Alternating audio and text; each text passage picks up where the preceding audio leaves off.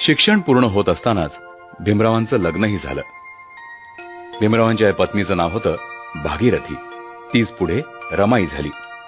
दाभोळच्या खाडीत माशांच्या पाट्या धुण्याचं काम करणाऱ्या भिकू आणि रुक्मिणी धोत्रे यांची ती कन्या.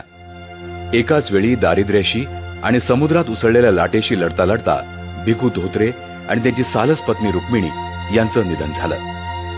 जेव्हा भागीरथीचं भीमरावांबरोबर लग्न नक्की करण्यात आलं तेव्हा लग्न म्हणजे काय हे न समजणाऱ्या वयात साडी सांभाळत भागीरथी मामाच्या खांद्यावर नवरी म्हणून बसली.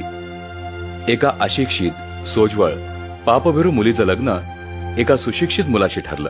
हा मुलगा पुढे आपल्या समाजाचा मुक्तिदाता ठरेल आणि सारा समाज मला आई म्हणून हाक मारेल हे त्या बालिकेला कोणी सांगितलं तर ती खुक्कन हसली असती. या लग्नाचं ठिकाणही मोठं मजेशीर होतं. भायखळ्याचा मच्छी बाजार हे लग्नाचं ठिकाण. पावसाची एक सर येऊन गेल्यानंतर कोळणी उठल्या. मच्छी मार्केट साफ धुण्यात आलं आणि त्या ठिकाणी मग भीमराव आणि भागीरथीचं शुभमंगल झालं. भागीरथी तशी सामान्य मुलगी. नवरा नेहमी पुस्तकात तोंड घालून बसलेला.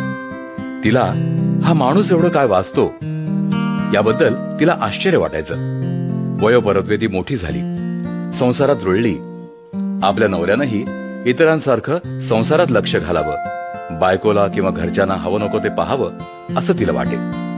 पण भागीरथीचा हा नवरा अजब होता. त्याला एखाद दुसरा संसार फुलवायचा नव्हता. लाखो लोकांचे संसार त्याला फुलवायचे होते. लाखो चुलींना विस्तव द्यायचा होता. भागीरथीचं लग्नानंतर नाव रमाबाई ठेवण्यात आलं.